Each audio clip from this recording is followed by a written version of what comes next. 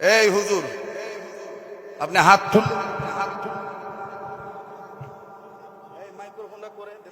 বলেন আপনি কেন হাত তুললেন না? আপনি কামিল পাস, দাওরা পাস, আমার টাইটেল নাই, আসেন টাইটেল দেখি, আসেন। কারণ দাঁড়ান, এই এগুলার কারণে ঝামেলা। আপনি দাঁড়াবেন, না আমি এখান থেকে নেমে যে আপনার টুটি চেপে ধরে তুলবো। আমার নাম আব্দুল খালেক।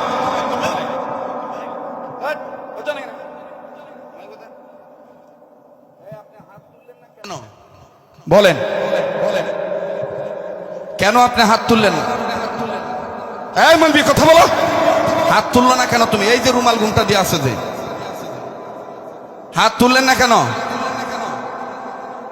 কেন আপনি হাত তুললেন না? কেন বেয়াদবি করলেন?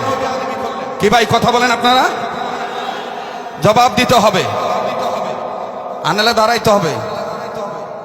আপনি এখানে সিলিন্ডার না হওয়া পর্যন্ত ওয়াজ আরম্ভ হবে না। কোনো ভুল নাই, এটা মনের শয়তানি। কি বলেন আপনি এগুলো? যে আমি আপনাদের দোয়ার বরকত আলহামদুলিল্লাহ ভালো আছি। গত পরশু দিনই আপনাদের অনেকের সাথে আমার দেখা হয়েছিল বাজিতপুর মাদ্রাসার মাহফিলে। সেখানে আমি আপনাদেরকে দাওয়াত দিয়েছি। মাঝখানে আমি আবার ওই রাত্রেই ঢাকা চলে যাই, এবং বিশেষ কাজ ছিল, আসছি। তো আমি জানতে চাচ্ছি, দেরি হওয়াতে, এই দেরিতে কি ঘন্টাখানিক সময় দেওয়া যাবে? তো একটু আওয়াজ দিয়ে বলেন, দেওয়া যাবে তো ইনশাল্লাহ? আল্লাহ আমাদের কবুল করেন, বলে না আমিন। আরেকবার বলে না আমিন। কষ্ট না হলে, অনেকক্ষণ ধরে বসে আছেন, নাড়াচাড়া দেন নাই, একটু দুই হাত উপরের দিকে তোলেন তো। মাশাআল্লাহ, টান টান করে ধরেন, টান টান করে ধরেন। আল্লাহ যারা হাত তুলে নেয়, তুমি দেখো আল্লাহ কে কে তুলে নেয়। এই কাবা ধরা হাতের সাথে আপনারা হাত তুলছেন। হ্যাঁ, একটু মুঠ করে ধরেন, মুঠ ছাড়েন, মুঠ ধরেন, মুঠ ছাড়েন, মুঠ ধরেন, মুঠ ছাড়েন। এবার বেহেশতের বাগান সাজানো নিয়ত করে আঙ্গুলগুলো ফুলের মতন ছড়ান। একটু জোরে নাড়া দেন। অনেক হুজুর হাত তুলে নেয়, আর নামান তো দেখি। ও মৌলবি হাত তুলে নেয় কেন? এই হুজুর, আপনি হাত তুল, মাইক্রোফোনটা করে দেখো।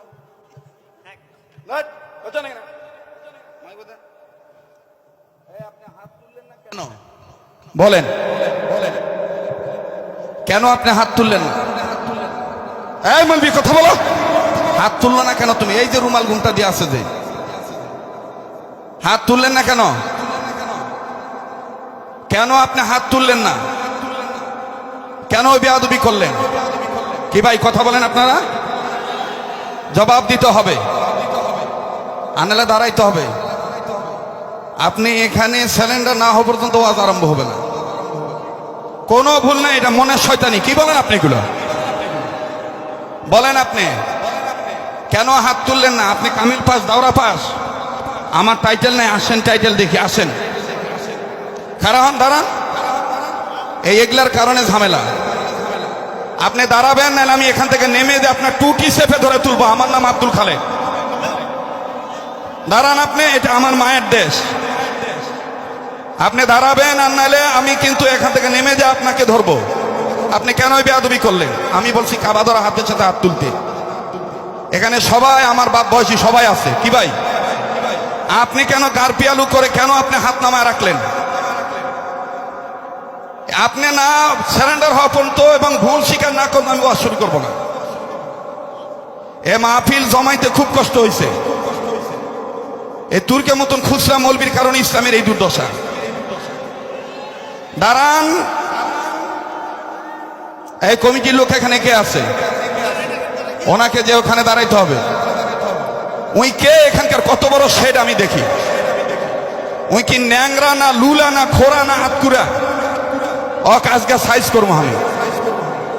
এদের মিয়া পরাপরির গোষ্ঠী কি নাই?